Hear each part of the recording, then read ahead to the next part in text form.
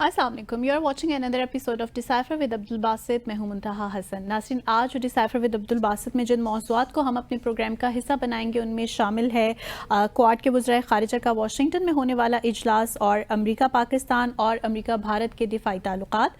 Programme के आखिरी हिस्से में हम बात करेंगे कि क्या सार्क अब वाकई डेड हो चुकी है, क्या अब किसी और इलाकाई ताउन तंजीम की हमें ज़रूरत है। तो बासित साहब, आइए आगाज़ करते हैं आज के प्रोग्राम का। सबसे पहले आपसे जानेंगे कि क्वाड का ये समिट हुआ, वज़राए ख़ारिजा इजलास हुआ 1 जुलाई को। एक मुश्तरका एलामिया भी जारी किया गया। जयशंकर साहब ने प्रेस कॉन्फ्रेंसेस भी की, कुछ मुलाकातें भी हुई थिंक टैंक्स में उनकी, बड़ा इंटरेक्शन भी रहा वहाँ पर। तो आप किस तरह से देख रहे हैं क्वाड के इस होने वाले इजलास को? बिस्मिल्लाहिर्रहमानिर्रहीम और डिसाइफर देखने वालों को मेरा सलाम। जी मुंतहा, आपने एक अच्छा मौजू आज उठाया है क्योंकि इस पे काफ़ी बातचीत हो रही है।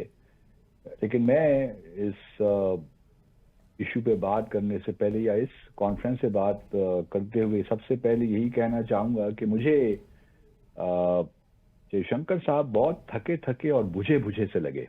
वो कैसे?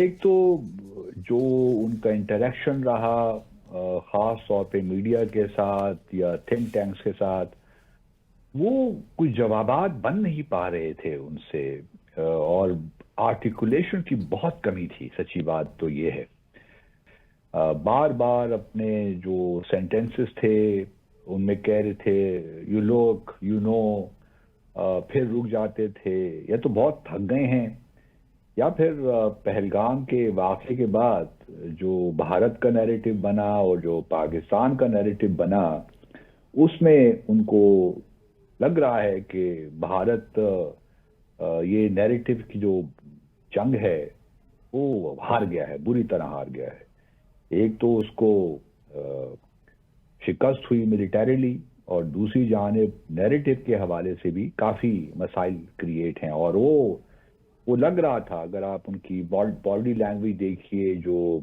जिस तरीके से वो बातचीत कर रहे थे, वो लग यही रहा था कि कुछ या थक गए हैं एक ही बात बार बार करके। बोर्डम भी हो जाता है ना, इंसान बोर हो जाता है, एक ही बात बार बार लोग पूछ रहे हों, सीज फायर के मुतालिक, मीडिएशन के मुतालिक, कश्मीर के मुतालिक, और वही बात करते करते या वही जवाब देते देते बंदा थक भी जाता है और बोर भी हो जाता है। और जब बोर हो जाए तो फिर थोड़ा सा बुझा बुझा भी हो जाता है, और फिर बाज़ वक़्त गुस्से में भी आ जाता है। तो ये एक नेचुरल फिनोमिना है जी।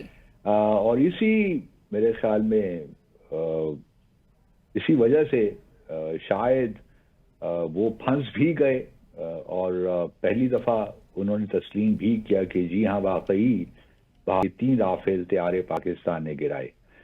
तो उस पर भी बहुत डिस्कशन हो रही है कि चलिए जी, फाइनली अब हाईएस्ट लेवल पे तादाद तो हमें 3 राफेल की पता चल गई, क्योंकि इससे पहले भी जो मिलिट्री कमांड थी, लीडरशिप थी भारत की, उन्होंने तस्लीम तो किया कि हमारे एयर एसेट्स नुकसान हुआ है काफ़ी, लेकिन जी। उन्होंने तादाद नहीं बताई थी। लेकिन हमें चूंकि खुद मालूम है कि तादाद क्या है, तो इसलिए हमारे लिए कोई अचंभे की या कोई सरप्राइज हमारे लिए नहीं है।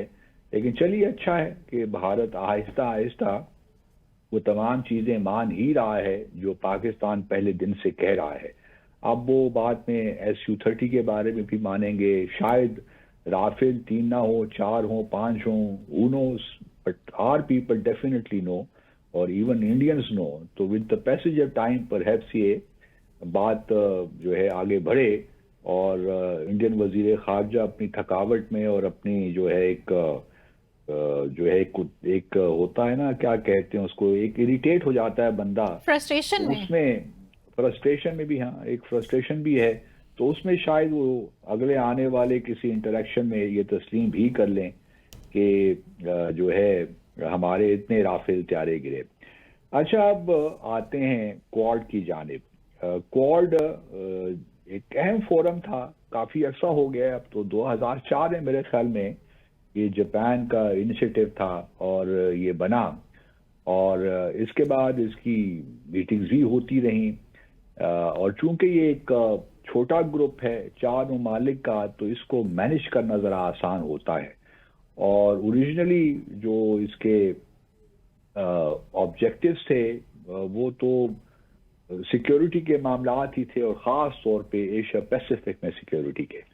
اب وہ کس حد تک یہ آبجیکٹیوز ابھی تک حاصل ہو پائے ہیں، اٹس اینی ونز گیس، لیکن یہ ضرور ہے کہ کوارڈ جو ہے باقاعدگی کے ساتھ مل تو رہا ہے، اور ہم سب جانتے ہیں کہ جب پریزیڈنٹ ٹرمپ نے 20 جنوری اس سال اپنے عہدے کا حلف اٹھایا تو پہلی جو مارکو روبیو ان کے اسٹیٹ سیکرٹری ہیں، ان کی جو انگیجمنٹ تھی وہ کوارڈ ہی کی تھی، کیونکہ کوارڈ کے چاروں فارن منسٹرز وہاں موجود تھے۔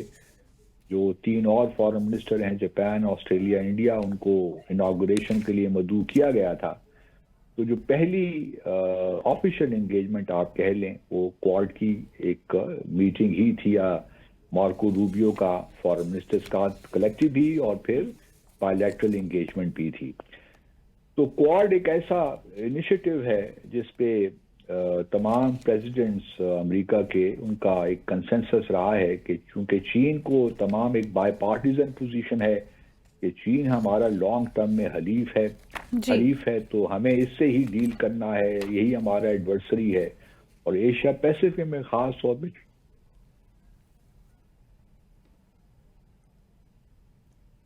نظر آتی ہے، چاہے وہ ملیٹریلی ہو، اکنامکلی ہو، تو اس وجہ سے اس کو کاؤنٹر کرنے کے لیے یہ انیشیٹو ایک لیا گیا ہے، اور اس میں کم از کم امریکہ کی حد تک تو لگتا ہے کہ کنسنسس ہے، اور باقی ممالک بھی، جاپان، بھارت اور آسٹریلیا، ان کو بھی ایک آپ کہہ لیجئے کہ وہاں بھی کنسنسس ہے کہ یہ انیشیٹو امپورٹنٹ ہے، کیونکہ آسٹریلیا کے تو نہیں لیکن جاپان کے بھی کچھ ڈسپیوٹس ہیں چین کے ساتھ، اسی طرح بھارت کے بھی بارڈر ڈسپیوٹس ہیں، لیکن چونکہ آسٹریلیا ایک اہم پوسٹ ہے آپ یوں کہہ لیجئے اس ایریے میں، تو آسٹریلیا کی سپورٹ بھی چاہیے ہوتی ہے ایشیا پیسیفک ریجن میں۔ تو اب یہ جو اس کی فارن منسٹرز کی میٹنگ ہوئی ہے، اس کے بارے میں بھی بتاتا چلوں، کیونکہ یہ پہلگام اور پاکستان انڈیا وار کے بعد ہوئی ہے، تو اس وجہ سے ہمارے لیے بھی اس کی اہمیت تھی، اور خاص طور پہ ایک بیک ڈراپ جو تھا جس میں پریزیڈنٹ ٹرمپ بار بار کریڈٹ لینا چاہ رہے تھے یا لے رہے ہیں ابھی تک کہ میں نے سیز فائر کروائی ہے پاکستان اور بھارت کے درمیان، جو کہ 2 نیوکلیر ویپنز اسٹیٹس ہیں، اور پھر ساتھ کشمیر میں میڈیشن کی بات وہ کرتے رہتے ہیں۔ تو اس بیک ڈراپ میں بھی اس اجلاس کی اہمیت ہمارے لیے بھی اور بھارت کے لیے بھی بڑی زیادہ تھی، کیونکہ جے شنکر صاحب کو یہ موقع ملا تھا کہ وہ بھارت کا جو پرسپیکٹو ہے اکراس دا ٹیبل رکھیں، نہ صرف امریکہ کے سامنے بلکہ جاپان اور آسٹریلیا کے سامنے بھی، اور چونکہ اس میں نے پہلے کا ایک چھوٹا گروپ ہے تو اس کو مینج کرنا ذرا آسان ہو جاتا ہے۔ تو اس کانٹیکس میں بھارت کے لیے ایک زبردست اپرچونٹی تھی کہ وہ اس فورم کو کم از کم اپنے پیچھے رکھے جو ایشوز آف انٹرسٹ ہیں۔ لیکن ایک چیز اس فورم سے واضح ہوئی کہ جو پہلے ایک تھا نا، اگر آپ کوارڈ کے پرانے ڈیکلریشنز یا جوائنٹ اسٹیٹمنٹس نکال کے دیکھیے تو اس سے یوں معلوم ہوتا تھا کہ کوارڈ جو ہے ایک بہت ہی ایسی آرگنائزیشن ہے جو کہ پوری دنیا میں اس کے انٹرسٹ ہیں اور وہ پوری دنیا کے مسائل کو حل کرنا چاہتا ہے کوارڈ الائنس۔ گو کہ اس کا ہیڈ کوارٹرز بھی کوئی نہیں ہے، نہ کوئی سیکریٹریٹ ہے، کیونکہ اس وقت جو جس کے پاس چیئر ہوتی ہے وہی سارے، جس طرح G20 کا معاملہ ہے یا G7 کا معاملہ ہے، اسی قسم کا کوارڈ کا بھی یہی معاملہ ہے۔ تو اب اس دفعے جو جوائنٹ اسٹیٹمنٹ ایشو ہوئی اس میں آپ کو تھوڑا سا آئیڈیا ہو جاتا ہے کہ اب پریزیڈنٹ ٹرمپ کی جو پالیسی ہے ویزاوی کوارڈ، اس میں کچھ تبدیلی مجھے کم از کم نظر آ رہی ہے کہ رادر دین کہ میکنگ اٹ ان آرگنائزیشن کہ وہ گلوبل ایشوز کو ڈیل کرے، اب اس کا فوکس جو اوریجنلی ایک اس کا آئیڈیا تھا اسی میں واپس لانا ہے اس کو، کہ یہ سارا فوکس جو ہے ایشیا پیسیفک پہ ہی ہو، رادر دین کہ ہم کلائمیٹ چینجز کی بات کریں اور ڈرگ ٹریفکنگ کی بات کریں اور دوسرے جو امپورٹنٹ ایشوز ہیں، لیکن ان پہ بات کرنے کی بجائے اب فوکس سارا جو ہے وہ اس پہ جو ہے ایشیا پیسیفک پہ آ گیا ہے. اور یہ بات بالکل اس چیز سے واضح ہے کہ جو اس وقت معاملات ہیں وہ ایشیا پیسیفک اگر آپ دیکھیے تو اس میں کچھ چیزوں کا ذکر کیا گیا ہے جس میں یہ لگتا ہے کہ اب جو کوالڈ ہے وہ بنیادی طور پہ جو کمٹمنٹ ہے ان کی، ایک تو یہ اس بات کا اعادہ کیا گیا ہے کہ چاروں ممالک مل کے free and open Indo Pacific Asia Pacific جی کو یہ کریں گے کہ تاکہ یہاں پہ جو ہے معاملات جو ہیں ایک لحاظ سے ان کو اس طرح چلایا جائے جس طرح کہ تاکہ یہاں پہ کمرشل ایکٹیویٹیز جاری رہے اور جو ڈسپیوٹس ہیں ان کے بارے میں بات کی.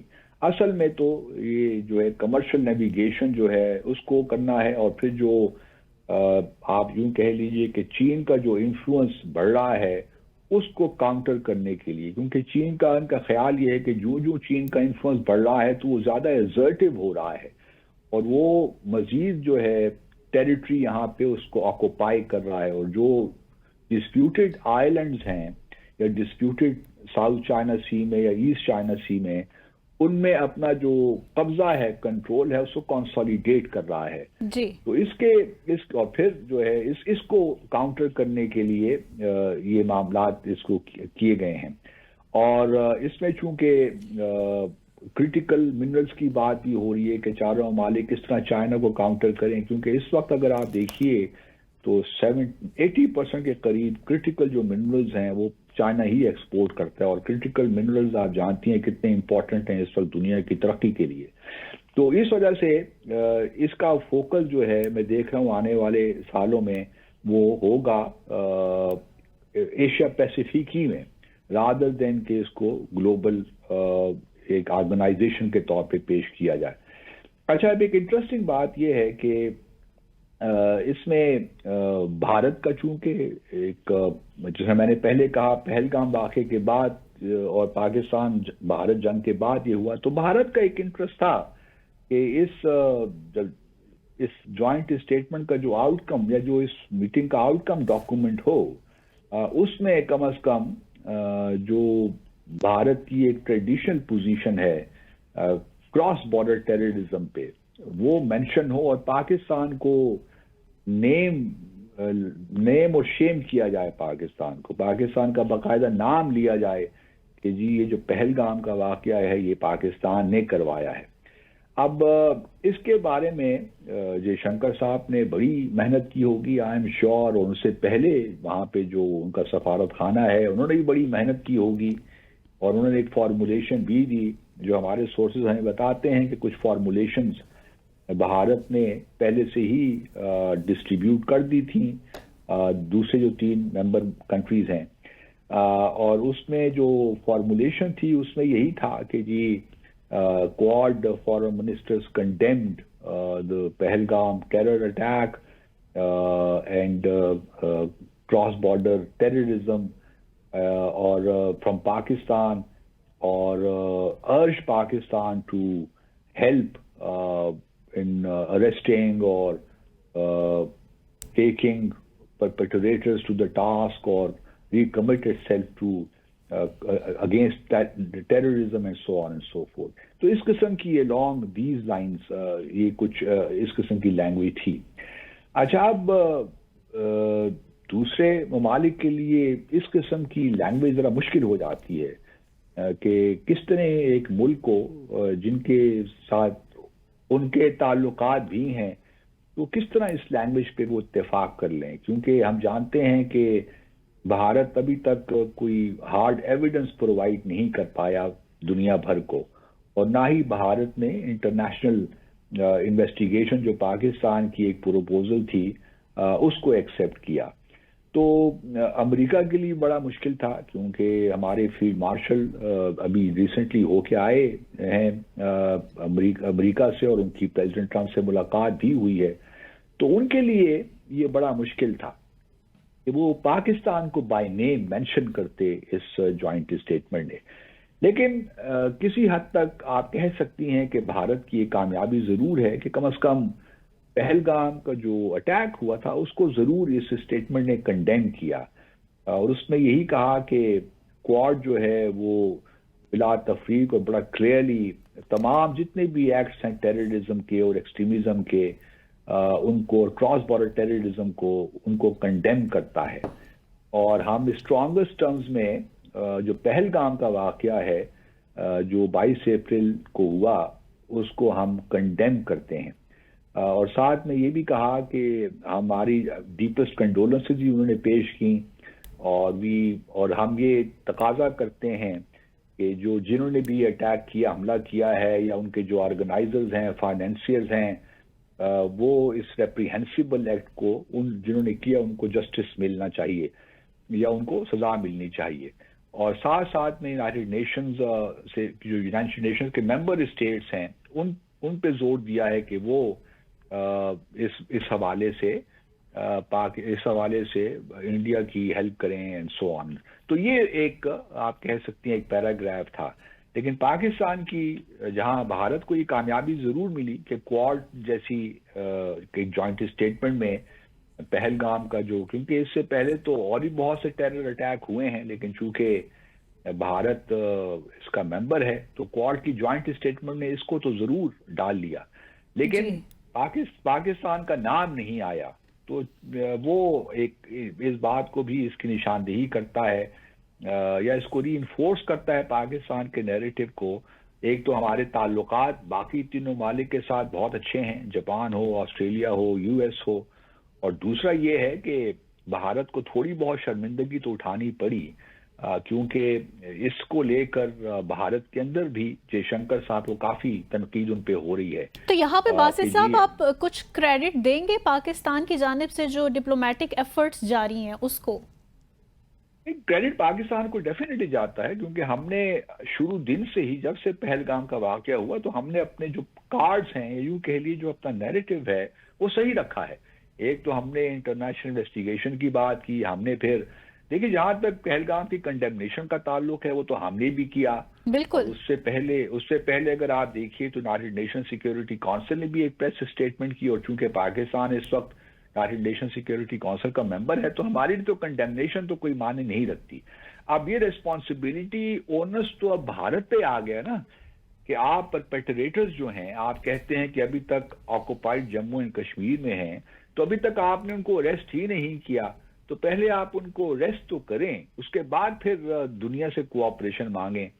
آپ اپنا کام تو کر نہیں رہے اور دنیا سے توقعات رکھ رہے ہیں کہ وہ آپ کے ساتھ کوآپریٹ کریں. پاکستان نے تو ان حالات میں بھی اگر آپ دیکھیے تو تمام تعاون کی پیشکش کی ہے. وہ تو بھارت کی جانب سے ہمیں تعاون نہیں مل رہا یا بھارت ہمارے تعاون کی پیشکش کو قبول نہیں کر رہا. تو اب اونس بھارت ہی پہ ہے. یہ اسٹیٹمنٹ تو آ گئی، چلیے مان لیا بھارت کو تھوڑی بہت کامیابی بھی مل گئی، لیکن ناکامی ہوئی کہ پاکستان کا نام اس میں نہیں آیا کہیں بھی. لیکن اب اونس جو ہے وہ بھارت ہی پہ ہے کہ وہ اب دنیا کو جنہوں نے یہ ٹیررزم ایکٹ کیا ہے، جو پرپیٹریٹرز ہیں، ان کو سامنے لے کر آئے. میں تو یہاں تک بھی کہتا ہوں کہ جو انہوں نے 2-3 کشمیری بیچارے بے گناہوں کو اریسٹ کیا ہے اور ان سے زبردستی بیان دلوائے ہیں اور ان کے گھر والوں کو شاید پریشر میں رکھا ہوا ہے، ان کو بھی سامنے لے آتے، لیکن وہ بھی ایسا نہیں کر. تو بھارت کا جو پورا نیریٹو ہے وہی جو ہے it has no basis, groundless ہے. تو اس وجہ سے بھارت کو مسلسل اس معاملے میں ناکامی ہو رہی ہے. صحیح. یہاں سا وقفہ بریک کے بعد شامل کریں گے دیگر اہم موضوعات. Welcome back after the break. Basit साहब, ब्रेक से पहले भी हम पिछले सेगमेंट में भी डिस्कस कर रहे थे कि पाकिस्तान के एयर चीफ मार्शल अमेरिका के दौरे पर हैं। साथ ही हमने देखा कि भारत के वजीर दिफा ने भी अपने अमरीकी हममनसब से टेलीफोन पर राब्ता किया है। अगर मैं हालिया होने वाले पहलगाम वाक़े की बात करूं या पाक भारत जंग के तनाजुर में बात करूं, तो इन्हीं दोनों इवेंट्स के बाद ही क्यों इतनी दिलचस्पी का इजहार किया जा रहा है अमरीका की जानिब, अगर मैं दिफाई मैदान की बात करूं तो? जी हाँ, ये एक इंटरेस्टिंग ऑब्जर्वेशन है। और जो डेवलपमेंट जिस तेजी के साथ हो रही हैं उससे तो यही महसूस होता है कि जहाँ भारत अपनी जो स्ट्रेटेजिक पार्टनरशिप है अमेरिका के साथ चाहता है कि वो आगे बढ़े, दूसरी जानिब पाकिस्तान का भी इंटरेस्ट बढ़ा है। और प्रेसिडेंट ट्रंप की शख्सियत को सामने रखते हुए ये कोई अनोखी बात नहीं है। और हमारे लिए भी एक अपॉर्चुनिटी है। एक तो क्वाड की मीटिंग हो रही थी, जयशंकर साहब वॉशिंगटन में थे, उनकी भी मुलाकात हुई डिफेंस सेक्रेटरी पीट हेक्सेट से भी हुई, बल्कि वहाँ पे जो FBI के डायरेक्टर हैं कैश पटेल, उनके साथ भी हुई। फिर जो नेशनल डायरेक्टर नेशनल इंटेलिजेंस हैं तुलसी गैबर्ड, उनके साथ भी हुई। तो जयशंकर साहब ने पूरा फायदा उठाया। और ये कैश पटेल और तुलसी गैबर्ड तो हम जानते हैं कि ऑफ इंडियन हेरिटेज के लोग हैं। लेकिन इससे पहले राजनाथ सिंह जो कि भारत के डिफेंस मिनिस्टर हैं, उनकी टेलीफोनिक गुफ्तगू हुई अपने अमरीकी हममनसब के साथ, पीट हेक्सेट के साथ। अच्छा, एक इंटरेस्टिंग बात ये हुई कि जब ये बातचीत हो गई तो राजनाथ सिंह के ऑफिस से मिनिस्ट्री ऑफ डिफेंस ने एक प्रेस रिलीज आपके लिए रीड आउट इशू किया। और उसमें जहां और बहुत सी बातें की, उसमें ये भी कहा कि जी दोनों मिनिस्टर्स ने ये डिस्कस किया क्रॉस बॉर्डर टेररिज्म, और दे आस्क्ड पाकिस्तान का नाम भी उसे मेंशन कर दिया था, जिसपे भारत अपने अमेरिका की एम्बेसी जो वहां पे है, सफारत खाना न्यू दिल्ली, उन्होंने बहुत शोर मचाया कि ये ठीक नहीं है, आप इसको हटाइए। तो फिर अपने डिफेंस मिनिस्टर को अपना जो ट्वीट है जो उन्होंने किया था, जो रीड आउट है, उसको तब्दील किया और पाकिस्तान का जो रेफरेंस था उनको निकालना पड़ा। तो इससे थोड़ा सा आपको ये अंदाजा हो सकता है कि इस वक्त अमेरिका की जो एडमिनिस्ट्रेशन है, ट्रंप एडमिनिस्ट्रेशन, वो कितनी सेंसिटिव है कि कोई ऐसी बात ना हो जाए जिससे पाकिस्तान में ये तासुर जाए कि वो इस सारे मामले में भारत की साइड ले रहे हैं, जो पहलगाम का वाकया हुआ या जो उसके बाद पाकिस्तान इंडिया कॉन्फ्लिक्ट हुआ। अच्छा, अब क्यों इतना इंटरेस्ट है पाकिस्तान का भी किसी हद तक और भारत का भी? पाकिस्तान के तो जहां तक देखिए ना, हमारे एयर चीफ मार्शल सिद्धू साहब वो इस वक्त दौरे पे हैं, अमेरिका के ज़हीर अहमद बाबर सिद्धू साहब। ये दौरा इस कॉन्टेक्स्ट में भी इम्पोर्टेंट हो जाता है कि एक तो हमारे अभी फील्ड मार्शल भी पिछले माह होके आए हैं और प्रेसिडेंट ट्रंप से भी उनकी मुलाकात हुई है। तो जो एयर चीफ मार्शल, इनकी भी काफ़ी हाई लेवल पे मुलाकातें हो रही हैं, जहां अपने काउंटर पार्ट से मुलाकातें कर रहे हैं, वहाँ पेंटागन में भी बहुत से लोगों से मुलाकातें हो रही हैं, और शायद किसी स्टेज पे डिफेंस सेक्रेटरी से ही मुलाकात हो जाए, मुमकिन है। I do not rule it out.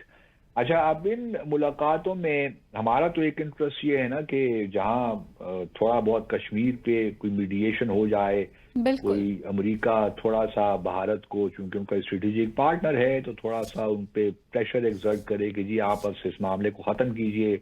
जहां प्रेसिडेंट ट्रंप गजा में कोशिश कर रहे हैं, यूक्रेन में भी कोशिशें कर रहे हैं, रवांडा और डेमोक्रेटिक रिपब्लिक ऑफ कांगो में भी उन्होंने एग्रीमेंट पिछले हफ्ते करवाया, कोसोवो सर्बिया के दरमियान भी पीस लाने की कोशिश कर रहे हैं, और फिर हमारे यहाँ भी सीज फायर पे उन्होंने कोशिश की। तो हमारा इंटरेस्ट तो यही है कि जो प्रेसिडेंट ट्रंप का इंटरेस्ट है साउथ एशिया में, वो किस तरीके से बरकरार रहे और वो कश्मीर की जानिब भी जाए, क्योंकि असल जो मामला है वो तो जम्मू और कश्मीर का तनाज़ा ही है। तो हमारी तो ये ख्वाहिश होगी कि ये मामले को हम आगे लेकर चलें। और दूसरी बात ऑब्वियसली है, कुछ हमारे स्ट्रेटेजिक इंटरेस्ट भी कन्वर्ज करते हैं, चाहे वो टेररिज्म के मामले में ख़ास तौर पे, और जिस तरह हमने ट्रंप की जो सदारत है उसकी शुरू होने से होते ही हमने उनको IS खुरासान का एक टेररिस्ट मोहम्मद शरीफुल्लाह उनके हवाले किया, और फिर जनरल जो है माइकल कुरिला ने तो अपनी एक स्टेटमेंट में कहा कि जो हमारा बड़ा फिनोमिनल पार्टनरशिप है पाकिस्तान जी। और अमेरिका के दरमियान, जहां तक काउंटर टेररिज्म की बात है, तो इंटरेस्ट भी कुछ कन्वर्ज करते हैं। लेकिन अब थोड़ा सा मैं समझता हूं कि क्योंकि भारत, ये जो पाकिस्तान और भारत के दरमियान जंग हुई है, इसमें दोनों ममालिक को बहुत सी चीज़ों का मौका मिला है कि वो अपनी जो कैपेबिलिटीज़ हैं उनको असेस करें, और जहां जहां भी गैप्स हैं, लूप होल्स हैं, उनको प्लग करने की कोशिश करें। जहां तक मेरी थोड़ी बहुत समझ है, मैं जहां मेरा और ख्याल है कि कुछ हमारी जो है एयर डिफेंस में कुछ थोड़ा बहुत हम सोच रहे हैं, और इससे पहले भी हमने गुफ्तगू की है, और मुमकिन है कि हम अमेरिका, भारत, चाइना से हम HQ-16 या HQ-17 और HQ-19 जो एयर डिफेंस सिस्टम्स हैं वो हम शायद ले भी रहे हैं।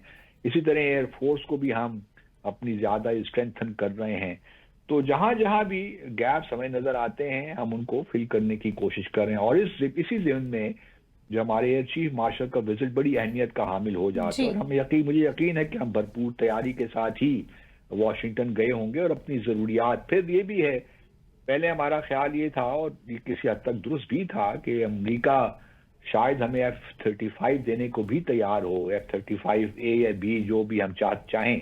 लेकिन चूंकि हमारे पास वसाइल की कमी है और बहुत महंगा त्यारा है, तो हम शायद वो अफोर्ड ना कर पाए। इसलिए हमने शायद इस वक्त जहां हम J-35 में इंटरेस्टेड हैं या चीनी तैयारों में इंटरेस्टेड हैं, वहां हमने F-16 को जो एडवांस वर्जन है उससे भी इंटरेस्ट का इजहार किया है। तो शायद ये जो हमारा दौरा है चीफ मार्शल, उस कॉन्टेक्स्ट में हो कि F-16 का जो हमारा फ्लीट है उसको हम बढ़ाएं मजीद, और उसके बारे में ये निगोशिएशंस हो रहे हैं। और फिर दूसरी बात ये है, जैसा मैंने पहले कहा, कि डिफेंस सिस्टम जो हमारा है उसमें क्या अब हम उस तरफ जाएंगे जहां हमें पैट्रियट्स या और अमेरिकी डिफेंस सिस्टम्स हम उनको एक्वायर करने की कोशिश करेंगे। मुझे नहीं मालूम, सच्ची बात है, मैं टेक्निकल आदमी नहीं हूं, कि उसकी इंटरऑपरेबिलिटी क्या होगी, चाइनीज सिस्टम के साथ वो किस तरह चलेंगे।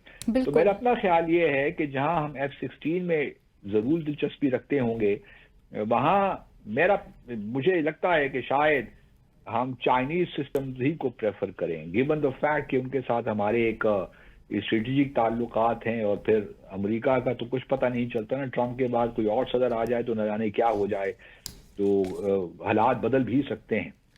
तो इस वजह से हमारा इस इंटरेस्ट F-16 तक तो हो सकता है, लेकिन मैं नहीं समझता कि हम कोई अमेरिका से एयर डिफेंस सिस्टम एक्वायर करने जाएंगे।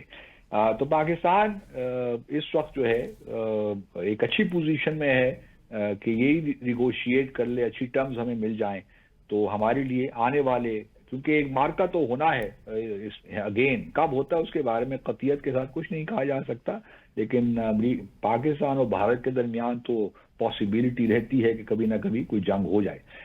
अब जहां तक भारत का ताल्लुक है, भारत भी देखिए उसके भी बहुत से गैप्स हैं, और जिस तरीके से हमने उनके तैयारे गिराए, उनके पास बियॉन्ड विजुअल रेंज मिसाइल्स नहीं थे उनके एयरक्राफ्ट में, जो कि दूर तक देख सकते और फायर करते, तो उनकी भी बहुत से प्रॉब्लम्स हैं। फिर उनका मसला ये भी है कि उनका जो लाइट एयर कम्बैट एयरक्राफ्ट है तेजा, वो भी मुंतहा बहुत मुश्किलात का शिकार है। बिल्कुल।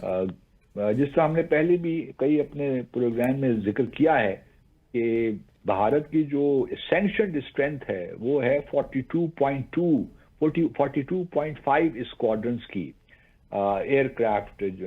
हर स्क्वाड्रन में आप कह लीजिए 16 से 18 एयरक्राफ्ट होते हैं, लेकिन इस वक्त भारत के पास जो हैं वो 32 स्क्वाड्रंस अवेलेबल हैं। तो इससे आप अंदाजा लगा सकती हैं कि जो एयर एसेट्स की बहुत कमी है भारत के पास। अब भारत चाहता है कि तेजा जो है उसकी जो इंडिजिनस प्रोडक्शन है तो उसको तेज किया जाए। तो तेजा मार्क 1 जो है उसके इंजन्स देता है जनरल इलेक्ट्रिक्स GE इंजन 404।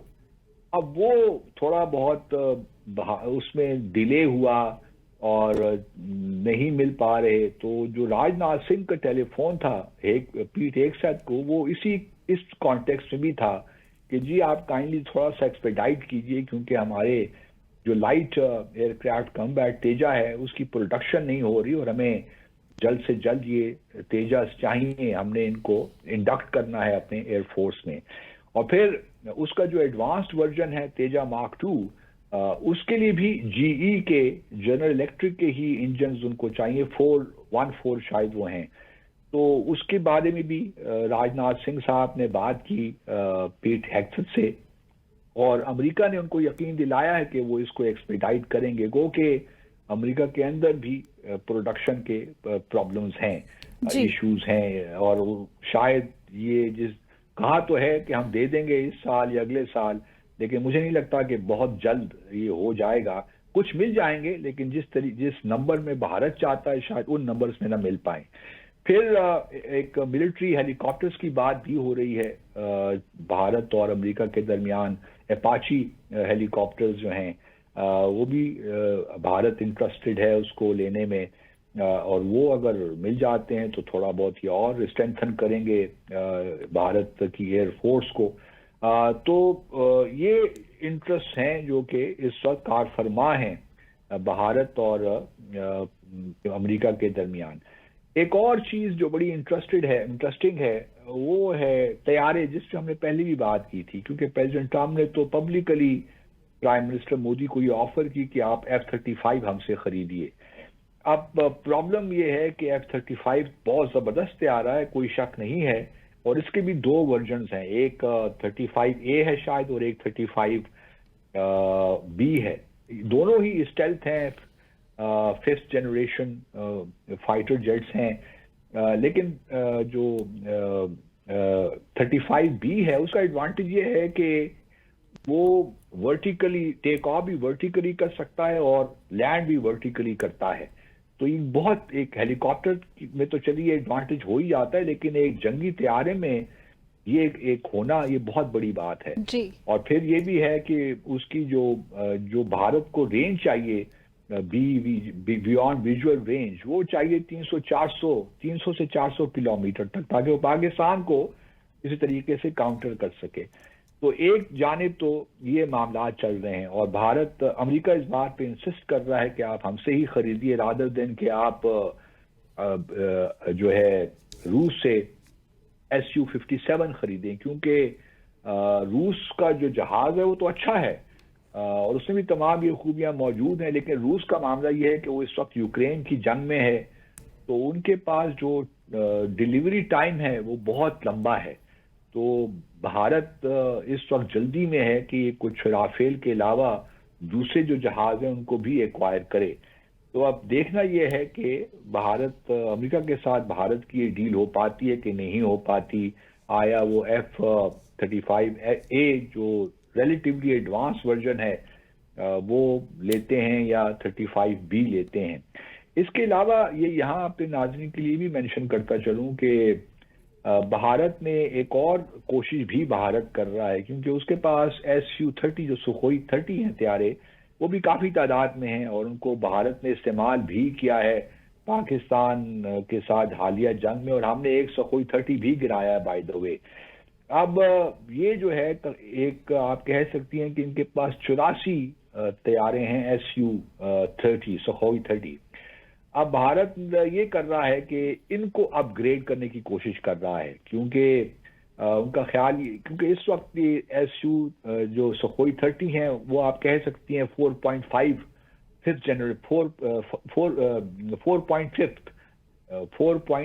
یا 5 جنریشن سے ہاف کم جنریشن کا طیارہ ہے، اور اس کو اب یہ اپ گریڈ کر کے چاہتے ہیں کہ ان کو 2055 تک ان کو آپریشنل رکھیں، صحیح رکھیں۔ تو اس سے بھی ان کا، اور اس کو پھر وہ ایکوپ کریں گے اس طرح MK2 اور اس طرح MK3 میزائل سے، جن کی رینج 300 سے 400 کلومیٹر ہوگی beyond visual range.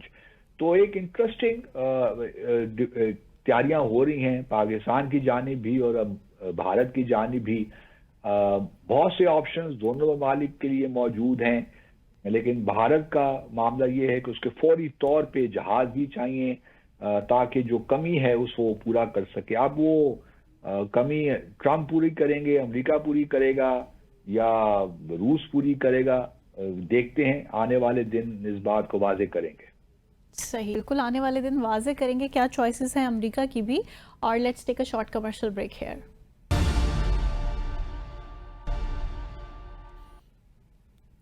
Welcome back after the break.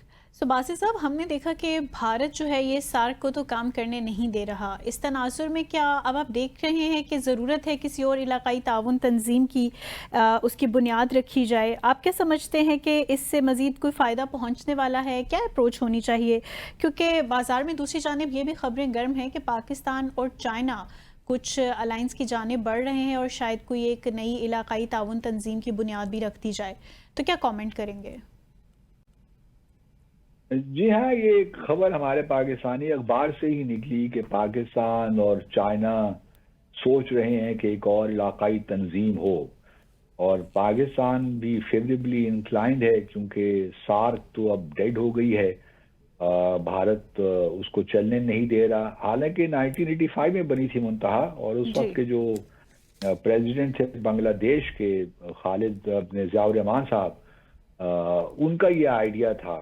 اور آئیڈیا میں جو اندر کی بات تھی وہ یہ تھی کہ چونکہ بھارت اس خطے میں بہت بڑا ملک ہے اور وہ اپنے ہمسایوں کو بلی کرتا رہتا ہے، تو ایک ایسا فورم ہونا چاہیے جہاں باقی جو ممالک ہیں ساؤتھ ایشیا کے وہ مل کر بھارت کی بلینگ کو کاؤنٹر کر سکیں.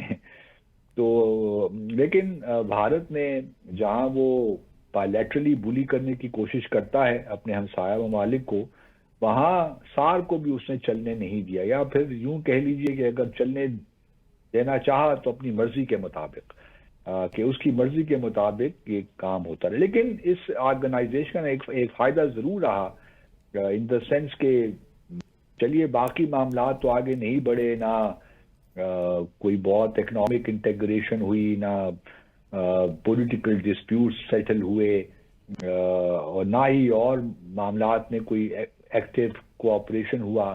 لیکن ایک فائدہ ضرور ہوتا رہا کہ جب جب بھی اس کی سمٹ ہوتی رہی تب کچھ ممالک کو، پاکستان اور بھارت کو خاص طور پہ یہ موقع ملتا رہا کہ جب بھی کبھی کوئی ڈیڈ لاک تھا تو وہاں پہ ہم اس ڈیڈ لاک کو توڑنے میں کامیاب ہو جاتے تھے.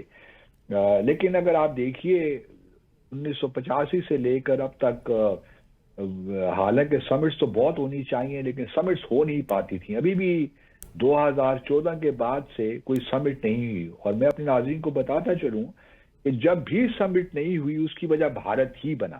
جی بھارت ہی نے ہی ڈیلے کیا یا نہ آنے سے انکار کیا، چاہے وہ نیپال میں ہو، مالدیوز میں ہو، اور صرف پاکستان کا معاملہ نہیں ہے. کیونکہ 2014 کے بعد 2016 میں پاکستان نے 19ویں جو سارک سمٹ ہے اس کو ہم نے ہوسٹ کرنا تھا، لیکن اس سے پہلے، اور یہ شاید نومبر میں ہم نے ہوسٹ کرنا تھا 2016 میں، ستمبر میں اڑی کا واقعہ ہو گیا، اور پھر بھارت نے کہا کہ ہم نہیں جاتے، اور پھر بھارت نے باقی جو ممالک ہیں ان پہ بھی پریشر بلڈ کیا. اس وقت کی افغانستان کی حکومت تھی اور باقی جو ہے سری لنکا، انہوں نے بنگلہ دیش میں شیخ حسینہ کی حکومت تھی، تو انہوں نے بھی بھارت کو oblige کرنے کے لیے کہا کہ ہم بھی نہیں آ سکتے. تو اس وقت سے لے کر اب تک 2014 سے اب 2025 میں ہیں تو سارک سمٹ نہیں ہوئی.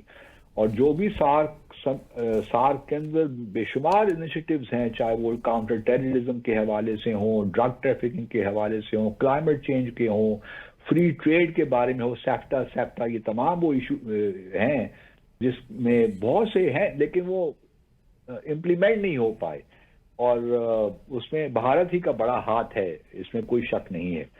اب جو یہ خبر آئی ہے پاکستانی اخبار میں کہ ایک نئی آرگنائزیشن ہونی چاہیے بھارت کو نکال کر، کیونکہ بھارت تو جو ہے وہ تیار نہیں ہے، اور اس آرگنائزیشن میں جس کو آپ ساؤتھ ایشیا آرگنائزیشن ہی کہہ لیں، اس میں چائنا بھی شامل ہوگا.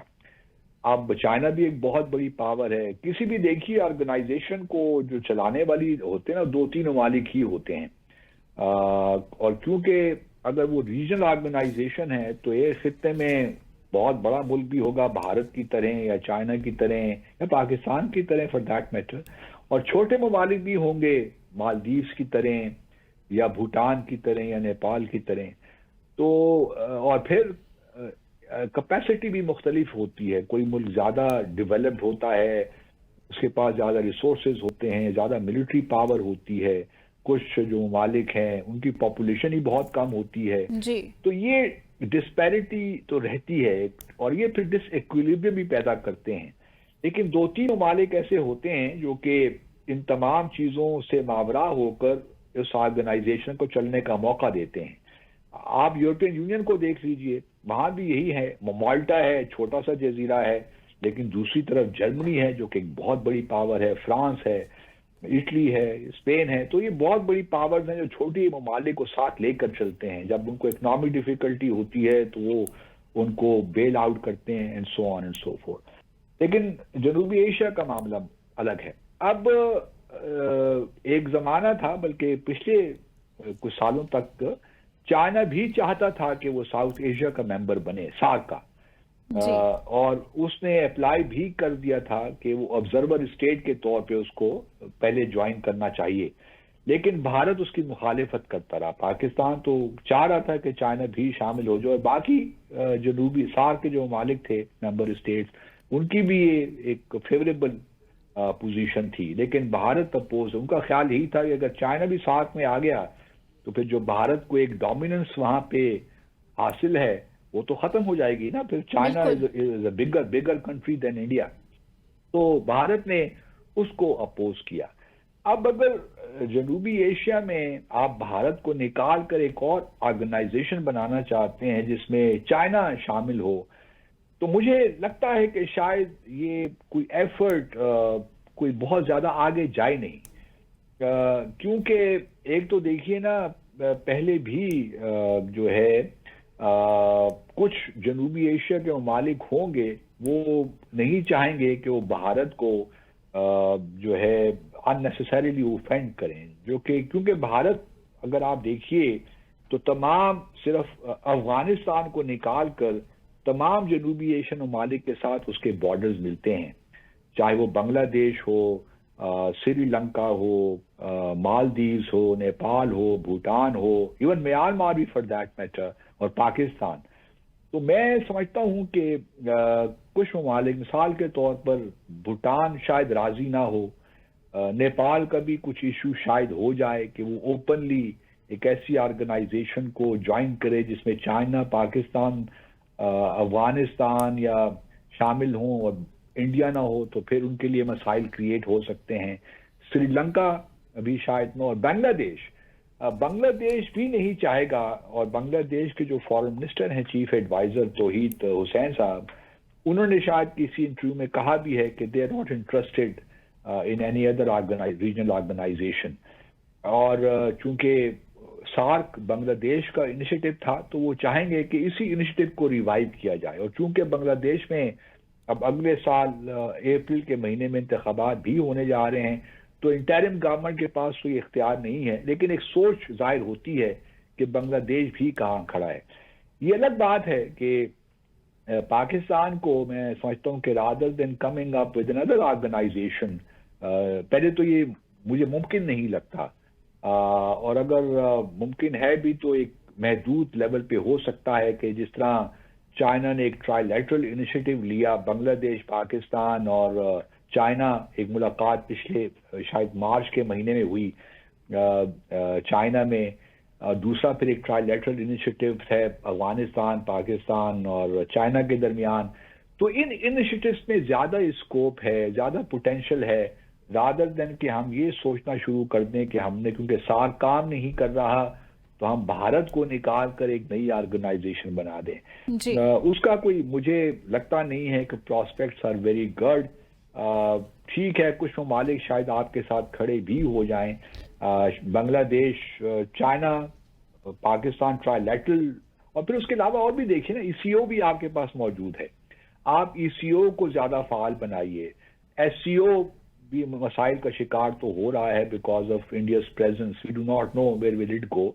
لیکن جہاں تک ریجنل کوآپریشن کی بات ہے، یہ بات حقیقت ہے کہ پاکستان اور بھارت کے درمیان ایک جو ہاسٹائل ریلیشن شپ ہے اس میں بڑے پرابلمز ہیں، اور جب اعتماد کی کمی ہو، ایک ایڈورسریل ریلیشن شپ ہو، تو بہت سے ایسے انیشیٹوز ہیں جو کہ آگے نہیں بڑھ سکتے۔ مثال کے طور پر کنیکٹیویٹی کے جو ایشوز ہیں، باقی اکنامک انٹیگریشن کے ایشوز ہیں، ابھی تک تو دیکھیں نا پاکستان اور بھارت ایک دوسرے کو ویزا تک دینے کے لیے تیار نہیں ہے۔ انڈیا تو کرکٹنگ ٹائز کے لیے بھی تیار نہیں ہے۔ انڈیا نے ہمارے یوٹیوب چینل سارے بند کر دیے، بی این نیوز کا ہی بند کر دیا، میرا جی اپنا یوٹیوب چینل ہی بند کر دیا۔ تو ابھی بلکہ جو ایک فلم آئی پنجابی کی بھارت، جس میں ہماری ایک پاکستانی ایکٹریس بھی شاید انہوں نے کام کیا ہے، اس کو بھی بین کر دیا، جو پاکستان میں اس کی نمائش ہو رہی ہے۔ تو بھارت میں تو جو ایٹیچیوڈ ہے اس کو آپ دیکھیے کہ کتنے مایوپک اور نیرو مائنڈڈ لوگ ہیں۔ تو اس وجہ سے میں نہیں سمجھتا، اور جب اگر ایسی فارمل، ابھی تک تو یہ خالی افواہیں ہیں، اگر یہ فارمل پروپوزل بنتی بھی ہے اور پاکستان کی جانب سے یا پاکستان بنگلہ دیش کی جانب سے، پہلے تو میں نے کہا بنگلہ دیش راضی نہیں ہوگا کیونکہ ان کی خواہش ہوگی کہ وہ سارک کو ہی ریوائیو کریں، لیکن اگر یہ پروپوزل چائنا پاکستان فلوٹ بھی کرتا ہے تو اس کے لیے ہوم ورک کرنا بڑا ضروری ہوگا۔ پہلے سارا انفارمل کنسلٹیشنز جتنے بھی ساؤتھ ایشیا کے ممالک ہیں ان سے کیجئے، تاکہ ایک پتہ چلے کہ کتنی سپورٹ آپ کو حاصل ہے، کیونکہ اگر آپ نے پہلے اناؤنسمنٹ کر دی اور بعد میں اپنا اسپیڈ ورک کیا تو پھر وہ فلاپی ہوگا، وہ کہیں نہیں جائے گا۔ تو اس وجہ سے پہلے اپنا ہوم ورک کیجئے، دیکھیے جنوبی ایشیا کے ممالک کہاں کھڑے ہیں، کیا ریسپانس آپ کو ان کی جانب سے ملتا ہے، پھر ان چیزوں کی طرف آپ جائیے۔ ورنہ میرا اپنا ہمیشہ سے خاص طور پہ جنوبی ایشیا کو لے کر یہ خیال رہا ہے کہ آپ بائی لیٹرل ریلیشن میں فی الحال انویسٹ کریں، سارک کو آپ بھول جائیے۔ سارک فی الحال آپ کو کچھ نہیں دے سکتا، اور نہ کوئی دوسری نئی آرگنائزیشن آپ کو کچھ دے سکتی ہے۔ آپ بائی لیٹرل ریلیشن میں سبسٹینس پیدا کیجئے، اس میں جان ڈالیے، اور پھر جب ایک ایسا ایک مقام تک پہنچ جاتے ہیں بائی لیٹرل ریلیشنز اس خطے میں، تو پھر خود بخود چیزیں ٹھیک ہونا شروع ہو جاتی ہیں، کیونکہ ہم نے دیکھا ہے کہ ماضی میں بھی سارک جو ہے اسے بائی لیٹرل ایشوز تو آپ ڈسکس ہی نہیں کر سکتے تھے، تو سارک ایک ٹاکنگ شاپ سی بن گئی تھی، جس طرح یونائیٹڈ نیشنز ایک ٹاکنگ شاپ ہے، کل ہم اس پہ ڈسکس کریں گے۔ تو وہاں بھی شور باتیں کیا کہتے ہیں، نشستن گفتن برخاستن والی بات ہو جاتی ہے۔ تو میں کوئی ضرورت نہیں دیکھ رہا، سچی بات ہے۔ اگر کرنا ہے تو بائی لیٹرل اور ٹرائی لیٹرل انیشیٹوز آپ ضرور لے لیجئے، اور بھارت کو پھر مجبور کیجئے کہ وہ سارک کی جانب آئے، اور سارک کو ہم تھوڑا سا فعال بنائیں، ریلیونٹ بنائیں، جو بھی پرانی چیزیں ہیں ان کو لے کر آئیں اور ان کو ریوائیو کریں، تب کہیں یہ جنوبی ایشیا میں اگر آپ چاہتے ہیں کہ ایک انٹیگریٹ، کیونکہ ساؤتھ ایشیا دیکھیے the least integrated region in the world economically speaking, یہاں پہ ہماری جو انٹیگریشن ہے یا انٹرا ٹریڈ جو آپ کہہ لیجئے ساتھ میں، وہ تقریباً 4% تک ہے، اور دوسرے ریجنز کو اگر آپ لے لیں تو وہاں پہ یورپین یونین ہے، آسیاں ہیں، وہاں 30 سے 40% انٹرا ریجنل ٹریڈ ہے۔